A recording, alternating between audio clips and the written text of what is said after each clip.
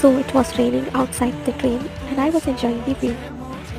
I was solo traveling, so I was just seeing the greenery and lush green shrubs which were seen from there.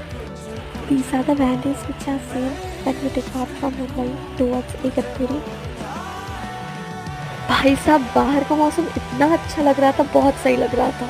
It was all greenery around here, क्योंकि अभी भी बारिश हुई थी.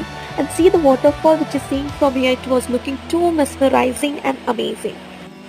Trains के greenery वाली scenery और valley दोनों यहाँ पे दिखाई दे रहे थे. इगतपुरी स्टेशन आने से पहले ये आती है एक छोटी सी गुफा. And the scene which you are going to see after this, just look at it. It was looking so fabulous.